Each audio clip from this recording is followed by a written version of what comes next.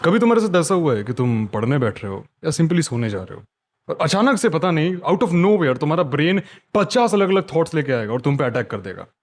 अब तुम्हें चल रही है एंजाइटी। तुम सोच रहे कि तुम फोकस करके पढ़ोगे या एकदम रिलैक्स होके सो पाओगे, पर नहीं। कभी हुआ है ऐसा? अगर हुआ है तो वेल कॉन्ग्रेचुलेशंस।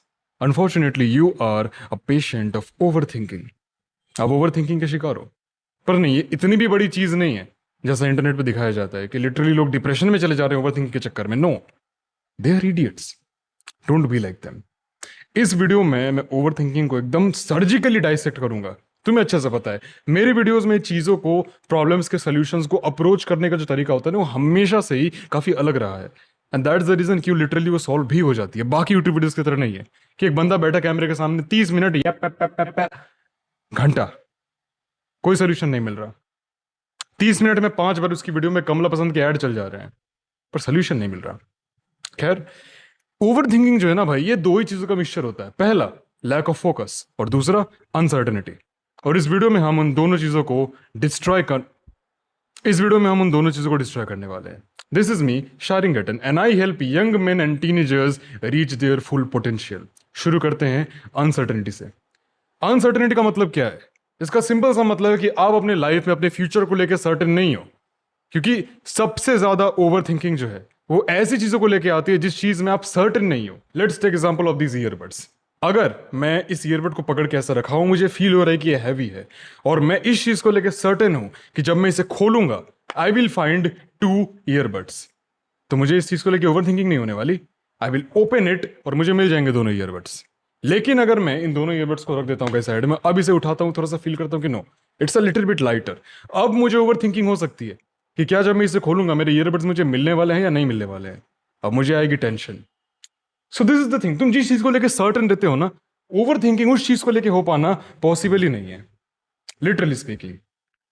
अगर तुम्हें पता है कि तुम्हारी जो गर्लफ्रेंड है या तुम्हारा जो बॉयफ्रेंड है वो तुम पे कभी चीट नहीं करने वाला है, ऑफ कोर्स ये अलग बात है कि there is always a chance. देखो, झगड़ा मत कर लेना, मैं बस बता रहा हूं, there is always a chance कि कुछ ना कुछ उल्टा या कुछ गलत हो सकता है, नॉट नेसेसरीली चीटिंग। लेकिन अगर तुम इस चीज को लेकर सर्टन हो, तुम्हारे अंदर 100% सर्टेनिटी है, you can not overthink. That simple. तो सर्टेनिटी हमारा पहला स्टेप होने वाला है। From being uncertain we have to be certain. But here is the thing, जब तुम्हें पता नहीं होता है ना कि आगे क्या होने वाला है, it makes your life much more interesting. अगर मुझे 6 साल पहले पता होता कि मैं 4 साल बाद यूट्यूब शुरू करूंगा, I will start my content creation journey, और मैं 2 साल के अंदर इतनी ज्यादा हाई स्टेट ऑफ माइंड पे आ जाऊंगा, इतनी चीज़ों को अचीव करके अपने लाइफ की ट्रेजेक्टरी को लिटरली अपसाइड डाउन फ्लिप कर दूंगा। अगर मुझे ये चीज़ पता होती, अगर मैं सर्टेन होता अपने फ्यूचर को लेके, तो मेरे जो 6 साल है ना, इन 6 के 6 साल बिल्कुल अनहैप्पी रहता, बिल्कुल अनसेटिस्फाइड रहता। मेरी लाइफ बोरिंग हो जाती, क्योंकि मुझे तो पता है 6 साल बाद मैं लाइफ के काफी अपर एशिलॉन पे रहने वाला हूँ। मैं बड़ी बड़ी चीजें डिजर्व करता हूँ, तो मैं इन छोटी चीजों को लेके क्यों खुश रहा हूँ? मेरे 6 साल अनहैप्पीनेस, सोरोनेस और डिसअपॉइंटमेंट में बदलती। मैं लाइफ को जी नहीं पाता, सिंपली कहूं तो मैं बस वेट करता कि कब ये 6 साल बीते और मैं फाइनली जाके अपनी लाइफ को जी पाऊं। अभी जो बोलने जा रहा हूं वो सुन के तुम्हें कैसा भी फील हो, लेकिन प्लीज ये सच है, इस चीज को मान लो कि uncertainty makes your life beautiful and certainty will kill your happiness. लेकिन एक काफी इंपॉर्टेंट बात समझ लो, अगर तुम किसी काम के, अपने गोल के रिजल्ट को लेकर अनसर्टेन हो, तो ये दूसरी चीज है। अगर तुम काम कर रहे हो, अज्यूम करते हैं कि तुम काम कर रहे हो, ठीक है, अज्यूम करते हैं कि तुम प्रोग्रेस कर रहे हो उस चीज की तरफ, लेकिन तुम्हारे माइंड में एक अनसर्टेनिटी है कि क्या मैं फ्यूचर में इन चीज को अचीव कर भी पाऊंगा, क्या मेरा फ्यूचर इन चीजों के साथ है भी या नहीं। अगर इस चीज को लेकर अनसर्टेन हो, तब बहुत बड़ी दिक्कत है। तब दिक्कत ये है कि तुम अपने 100% पोटेंशियल पे वर्क नहीं कर रहे हो। पता है ये चीज कब होती है? तब होती है जब तुम्हारे माइंड को पता है कि तुम जितना वर्क पुट इन कर रहे हो, तुम जितने एफर्ट दे रहे हो अपने गोल को रीच करने के लिए, ये तुम्हारा 100% है ही नहीं। तुम मे बी 50% 60% एफर्ट पे जाके रुक जा रहे हो और बाकी एनर्जी कंजर्व कर ले रहे हो, पता नहीं किस चीज के लिए, शायद रील स्क्रॉल करने के लिए।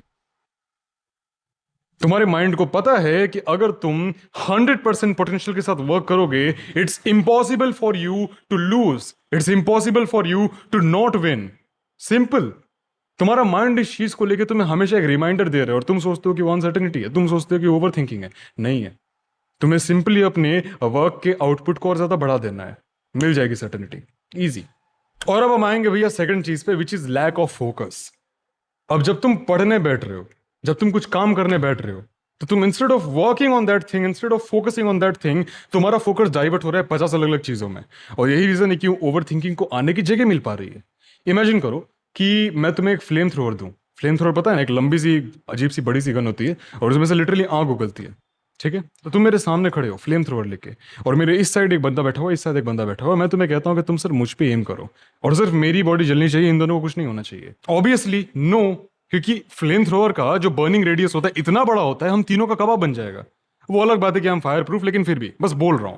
अब अगर मैं तुम्हें ही एक स्नाइपर राइफल देके खड़ा करूं, या फिर एक डेजर्ट ईगल देके खड़ा करूं, या फिर सिंपली एक असॉल्ट राइफल लेके खड़ा करूं, और मेरे सर पे एम कर, सिर्फ मुझे गोली लगनी चाहिए, इन दोनों को नहीं लगना चाहिए, पॉसिबल है? बिल्कुल पॉसिबल है। वो अलग बात है कि हम बुलेट प्रूफ, लेकिन बस बता रहा हूं। और एक चीज हमेशा याद रखना, फोकस तभी भंग हो सकती है जब तुम बहुत ज्यादा डिस्ट्रैक्टेड फील करोगे। अगर तुम्हें डिस्ट्रैक्शन से लड़ना है, मैंने उसके ऊपर एक कंप्लीट गाइड बनाई हुई है, 8 से 9 मिनट की है। Here is the link, go and watch it. Distraction को खत्म करो, फोकस को इनहेंस करो, और अनसर्टेनिटी को तबाह कर दो। सिंपल। जैसे ही तुम इन चीजों को आपस में कॉम्बो करोगे, यू विल सी कि over thinking dead. Now you can simply focus on your work. Magic होगा अचानक से। You can thank me later. और तब तक के लिए हमेशा की तरह स्टे फकिंग स्ट्रांग।